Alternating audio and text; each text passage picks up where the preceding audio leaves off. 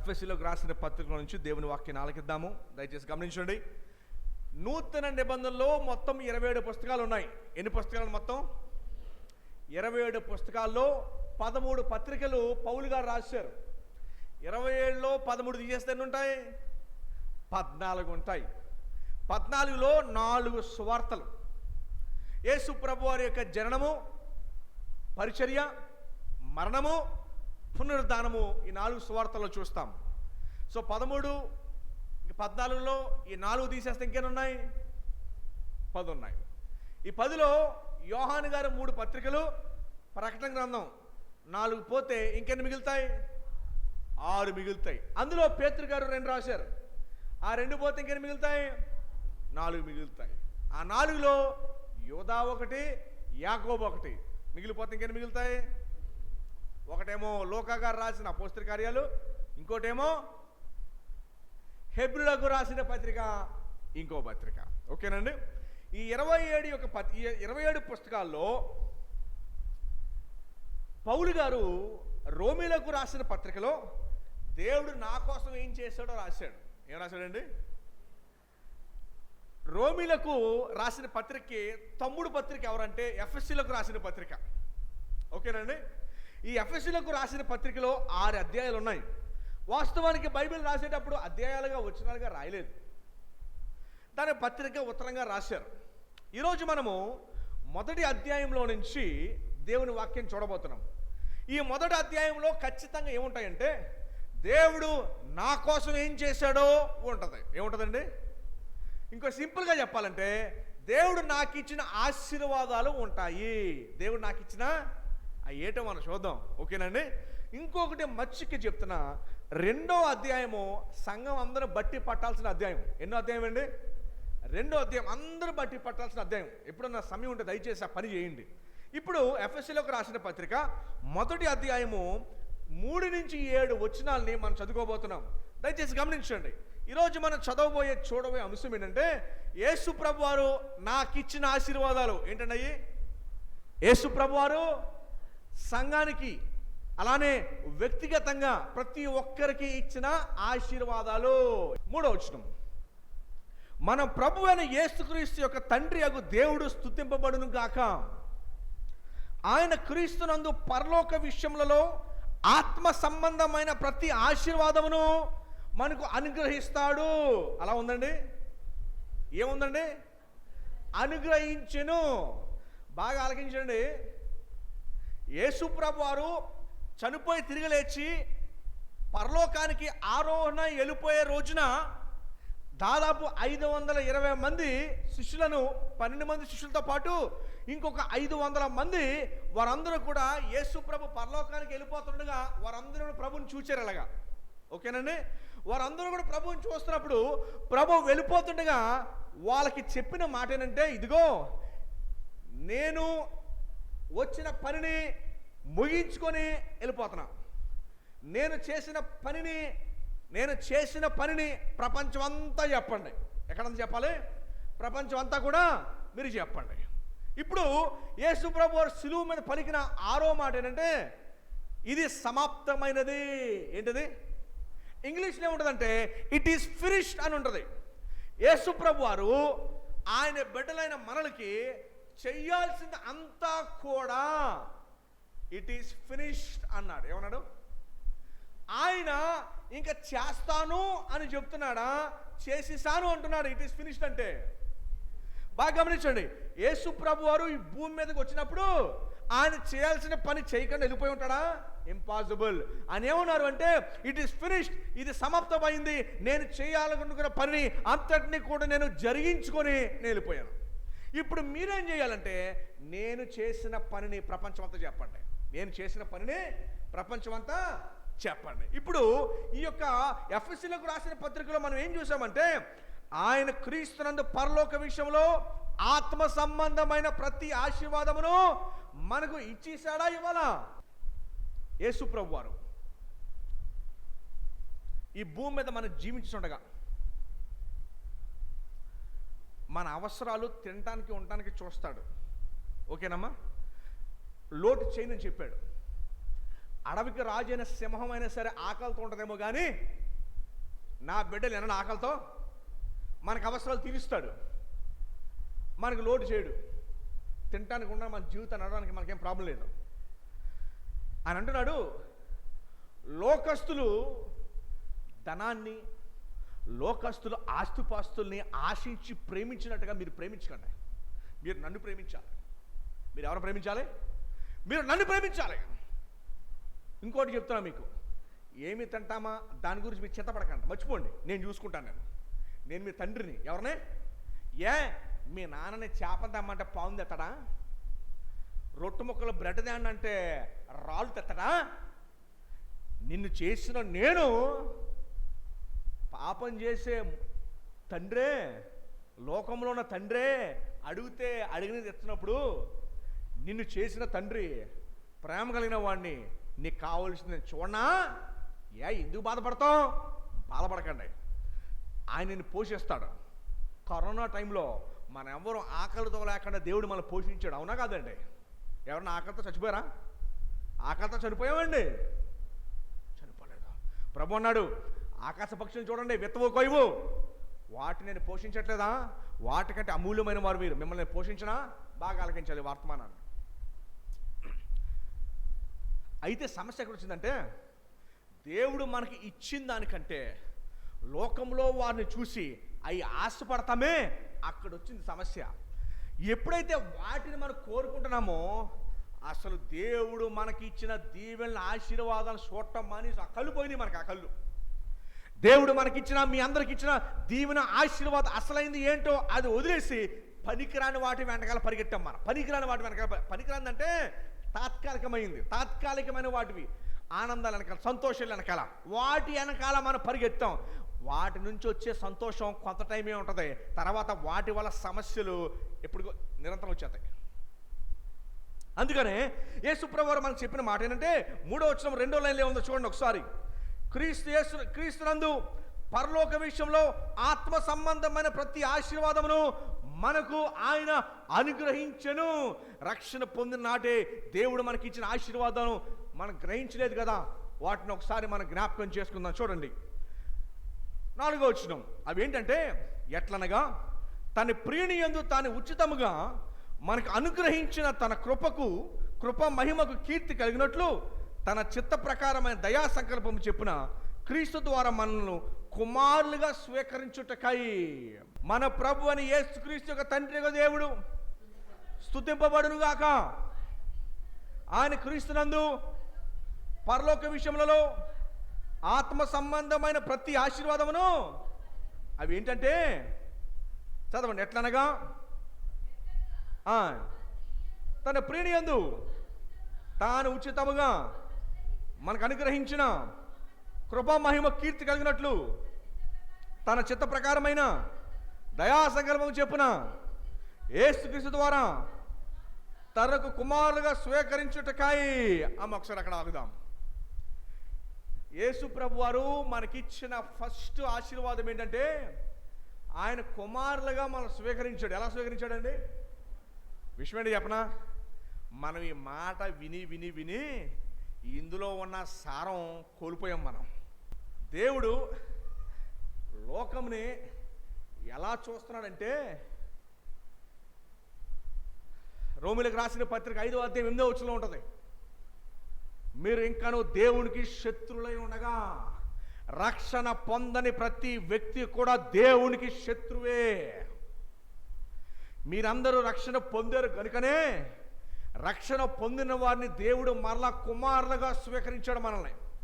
అమ్మా, మీలో ఏ తల్లిదండ్రులైనా సరే దారిని పోయిన వ్యక్తిని ఇంట్లో తీసుకొచ్చి పెట్టుకొని మీ పిల్లలతో, ఇదిగో నాకు నువ్వెంతో, ఇప్పుడు కొత్తగా వచ్చినాడు కూడా అంతే అని అంటారా?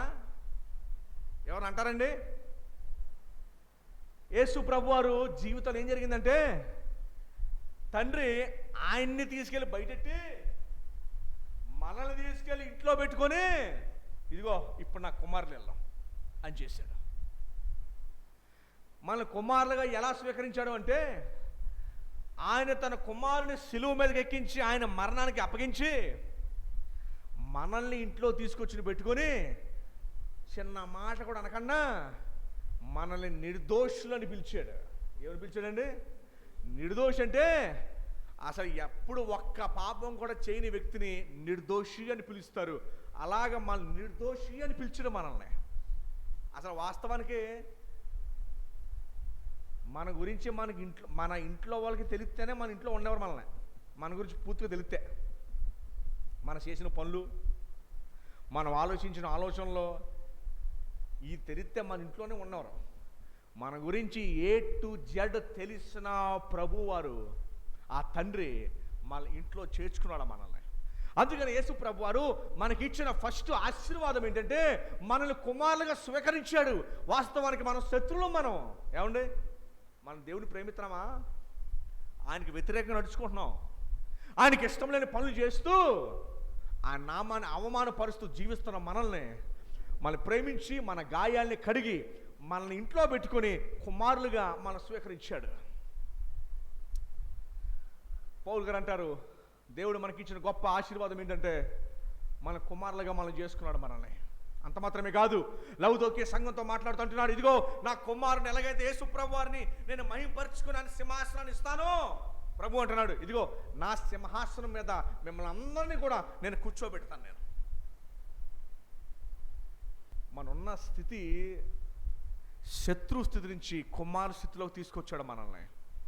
మొదటి ఆశీర్వాదం ఏంటంటే అది మన కుమారులుగా స్వీకరించాడు. మిమ్మల్ని ఎవరిని అడిగారనుకోండి, మీరు ఎవరి పిల్లలండి అని అడిగితే మీ నాన్నగారి పేరు చెప్తారు, పలానా పలానా అని.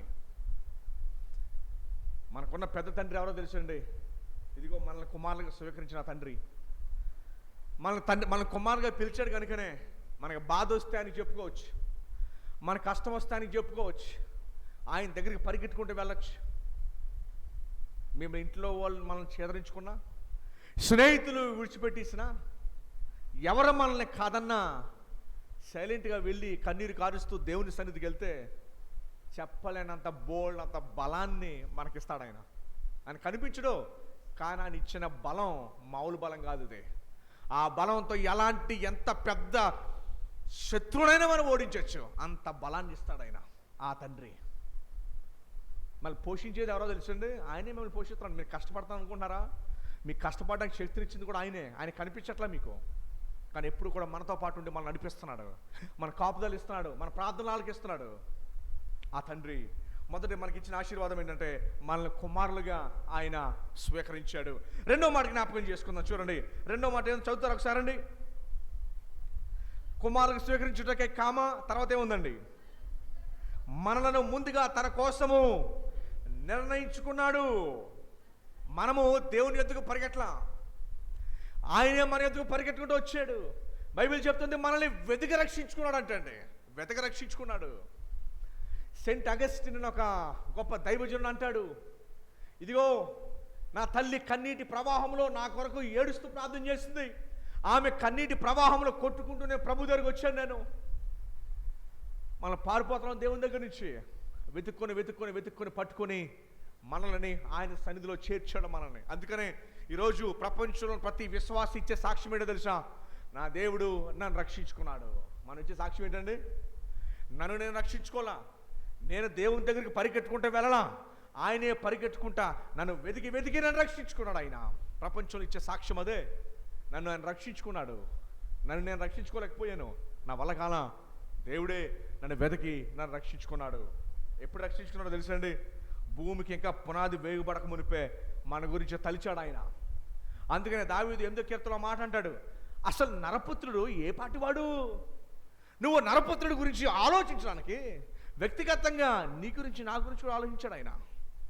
ఏమండి, ఒక సీఎంకి మన పేరు తెలిస్తే మనం ఎంత గొప్పగా ఫీల్ అవుతాం. నేను ఎవరో తెలుసు ఆయనకి, నేను వెళ్ళి నుంచుంటే ఇలారా అని పిలుస్తాను నన్ను. ఒక సీఎం అలా పిలిస్తేనే అయ్యో బాబో ఇంకేమైనా ఉందా? గమనించండి, రెండో ఆశీర్వాదం ఏంటో తెలుసండి, మనల్ని ముందుగా తన కోసం మనమైన వెతకలా, ఆయనే మనల్ని వెతికాడండి. రెండు విషయాలు చెప్పాను, రెండు ఆశీర్వాదాలు. మొదటిది మనల్ని కుమారులుగా స్వీకరించాడు. ఎలా స్వీకరించాడు? మనం ఎవరండి ఇప్పుడు? దేవుని కుమారులం. మనం ఎవరు? మనం బైబిల్ ఏమని పిలుస్తుంది తెలుసా? రాజులైన యాజక సమూహం అని పిలుస్తుంది. ఎవరన్నా మనం? ఆయన రాజులము, మన రాజకుమారులము మనం. ఎవరు మనం? మీ కులం పేరు చెప్పకుండా. ఈ మార్పు ఎక్కడ కనబడాలి తెలుసా? పెళ్ళిళ్ళలో కనబడాలి. ఎక్కడమ్మా? ఎప్పుడైతే అక్కడ కనపడుతుందో అప్పుడే మార్పు వచ్చినట్టు. దయచేసి గమనించండి. మనం ఎవరమ్మా? ఏమిట్లు మీరు? ఏమిట్లండి? రాజులైనా అది చెప్పండి మీరు. అర్థమైందా? అది మనమండి. మనం ఏం చేసామంటే దేవుడు మనందరినీ ఏకం చేసేసాడు. మనందరినీ ఏం చేశాడు? ఏకం చేసి ఒక కుటుంబంగా చేశాడు. మన కుటుంబంగా. నేను భయపడతాను, మనోళ్ళు పైకి వెళ్ళినప్పుడు అడుగుతారేమో, ఎవరని మీరని. ఏమండి? గమనించండి. మన ఎవరమ్మా? రాజులైనా. ఎవరన్నా ఇంకో అలా మాట్లాడినా కూడా మీరు ఊరుకోకండి, తిట్టండి. ఏమైనా బుద్ధి లేదా మీకు ఇదేం మాటలని. మిమ్మల్ని ఎవరు అడిగినా కూడా చెప్పండి గట్టిగాను. అర్థమైందా? ఎవరు అడిగినా బైబిల్ కుల వ్యవస్థను ఏం చేస్తుంది? నిర్మూలన చేస్తుంది. అది సమాజానికి మంచిది కాదు, వ్యక్తిగతంగా మనకు కూడా మంచిది కాదు. అసలు మనం అందరం ఒకటే. మనం అందరం ఏంటమ్మా? ఆదాము నుంచి వచ్చాం. అందరం ఎక్కడి నుంచి వచ్చాం? మన తండ్రి ఎవరు? ఫస్ట్ మానవుడు ఎవరండి? ఆదాము నుంచి వచ్చాం. ఇప్పుడు మన భారతదేశ జనాభా 160 కోట్లు. స్వతంత్రం వచ్చినప్పుడు 60 కోట్లు. ఇంకో 1000 సంవత్సరాలకి ఏమైనా కోటి. అలా ప్రపంచ జనాభా వెనక్కి వెళ్ళిపోతే మిగిలేది ఆదాము, అంతే, ఇంకోటి లేదుగా. మనం ఏం చేసాం తెలుసా? మనుషులు దూరం చేసేసుకున్నాం. నో, అందరము ఒకటే. అది గుర్తుపెట్టుకోండి. మన దేశంలో ఉన్న వ్యవస్థ వేరు చేస్తే క్రీస్తు ప్రపంచాన్నే కలిపి చేశాడు. ప్రపంచంలో ఏ మూలకని వెళ్ళండి, ఆఫ్రికాకి వెళ్ళండి, సౌత్ అమెరికా వెళ్ళండి, ఎక్కడికి వెళ్ళండి, నేను ప్రభు పెట్టాను అనగానే వెంటనే వాళ్ళు వచ్చి ప్రభు మనల్ని ఏకపరిచాడు. అలాగా అది మనకి ఇచ్చిన ఆశీర్వాదం. అది ప్రపంచానికి ఇచ్చిన ఆశీర్వాదం. ఇంకేది కలపదు మనల్ని. ఏది కలుపుతుందండి? ఇది కలపదు. ప్రేమతో కలిపేది ఒక్కటే. అదేంటో తెలుసా? ప్రభువే. అది మనకి ఇచ్చిన, సంఘానికి ఇచ్చిన ఆశీర్వాదం. అది మూడో ఆశీర్వాదం చూడండి. మనం తన ఎదుట పరిశుద్ధులమును నిర్దోషములై ఉండవలనని జగత్ పునాది వేయబడక మునిపే ప్రేమ చేత క్రీస్తు మనను. అమ్మ, ఇక్కడ 2, 3, 4 కలిపి చెప్తున్నాను. మనకిచ్చిన ఆశీర్వాదం ఏంటంటే పరిశుద్ధులుగా నిర్దోషులుగా చేశాడు మనల్ని. ఎలా చేశాడండి? పరిశుద్ధులుగా నిర్దోషులుగా ఎంచాడు మనల్ని. నిజంగా చాలా ఆశ్చర్యం వేస్తుంది ఈ మాట చదివినప్పుడు. నన్ను నిర్దోషాన్ని పిలిచాడా? నిర్దోషం ఏంటో తెలుసండి? పుట్టినప్పుడు కానీ ఇప్పుడు దాకా ఒక్క తప్పు కూడా నువ్వు చేయనట్టుగా దేవుడు నేను చూశాడు. నేను ఎందుకంటే ఏదైనా వనంలో నుంచి ఒక్క తప్పు చేసినందుగా మనల్ని బయటికి గెంటేశాడు దేవుడు ఆదాముని. మరలా ఆయన సన్నిధిలోకి చేరాలి అంటే కనీసం ఒక్క తప్పు కూడా ఉండకూడదు. ఎవరున్నారు భూమి మీద అలాగా? ఏ భేదం లేదు, అందరూ పాపం చేసి దేవుడు అందించే మహిమను పొందలేకపోతున్నాను బైబిల్ చెప్తూ ఉంది. మన పరిశుద్ధులుగా నిర్దోషులుగా దేవుడు మనం చేశాడండి. ప్రభు మనం చేశాడు. ఎంత గొప్ప విషయం అండి, ఎంత గొప్ప విషయం.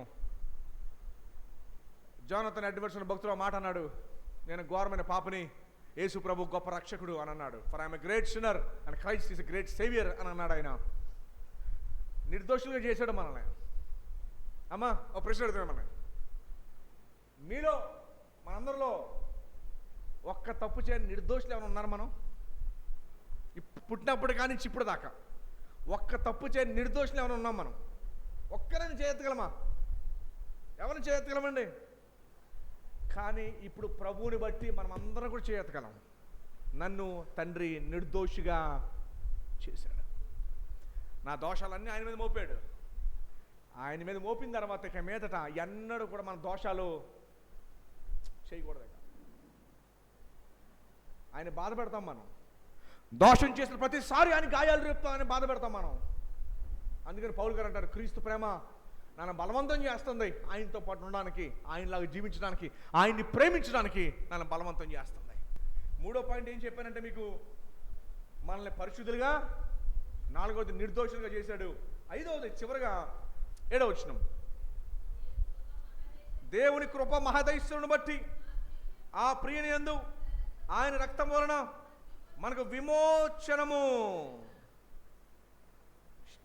మన అపరాధములకు క్షమాపణ, మనకు విమోచన. ఏంటంటే మనకేం దొరికింది? అయ్యో ఒక చిన్న ప్రశ్నతో నేను ముగిస్తాను. ఒక ప్రశ్నతో ముగిస్తాను ఈరోజు. మిమ్మల్ని అడిగాను అనుకోండి, మీలో ఎంతమంది రక్షణ పొందారని. దాదాపుగా అందరు చెయ్యా. నా ప్రశ్న ఏంటంటే, మీరు రక్షణ ఎక్కడి నుంచి పొందారో చెప్తారా? పాపం నుండి ఒకళ్ళు చెప్పారు, ఇంకెవరైనా చెప్తారా? దేవుని దగ్గర నుంచి. రక్షణ అంటే ఏంటి? ఇంగ్లీష్లో హెల్ప్, సహాయము, హిందీలో బచావ్ బచావ్ అంటారు, రక్షించండి రక్షించండి అని. ఎక్కడి నుంచి రక్షణ కావాలి మనకి ఇప్పుడు? ఎవరి దగ్గర నుంచి రక్షణ కావాలి? ఎవరి దగ్గర నుంచి అండి? ఎందుకు? శిక్షించేది కూడా సుధమ కుమార నవకాలంలో యెషయా 53:10 చదువుతారా? యెషయా 53:10 అతనిని నలగొట్టుటకు యెహోవాకు, అంటే యేసు ప్రభు వారిని నలగొట్టుటకు యెహోవాకు ఇష్టమాయెను, ఆయన అతనికి వ్యాధిని కలుగు చేసెను. గమనించండి, మనకు రావాల్సిన వ్యాధి తండ్రి కుమారుడికి ఇచ్చి, మన నలగొట్టాల్సిన తండ్రి కుమారుడిని నలగొట్టాడు. రక్షణ ఎక్కడి నుంచి అంటే ఇదిగో ఆ రక్షణ మనకి ఎక్కడి నుంచి రక్షణ? ఎక్కడి నుంచి రక్షణ?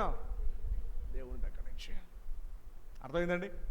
సో ఈరోజు 5 ఆశీర్వాదాలు చెప్పాను మీకు, పరలోకం నుంచి దేవుడు మనకి ఇచ్చిన 5 ఆశీర్వాదాలు. 5 మనకి ఇచ్చిన తర్వాత మన డైలీ పోషణ, మన నడిపింపు, మన పని చేసుకోవడానికి కావాల్సిన బలము, ఇవన్నిటిని కూడా మనకి దయచేస్తున్నాడు. ఓకేనండి? ఇవన్నిటిని కూడా మనకి దయచేస్తున్నాడు. సో అంచేత మన దేవుణ్ణి స్తుతించి ఆరాధించి ఆయన కనపరచడానికి దేవుడు మనకి ఇచ్చిన పరలోక సంబంధమైన ఆశీర్వాదం జ్ఞాపకం చేసుకుందాం. అట్ ద సేమ్ టైం ఆయన దీవెనలో మనందరం కూడా సంతృప్తిని పొందుదాం. ఓకేనండి? దేవా నువ్వు నాకు ఇచ్చిన దీవెనలు బట్టి మీకు వందనాలు. అర్థమైందండి? వర్తమానం దేని గురించి? ప్రభువారు నాకు ఇచ్చిన 5 ఆశీర్వాదాలు.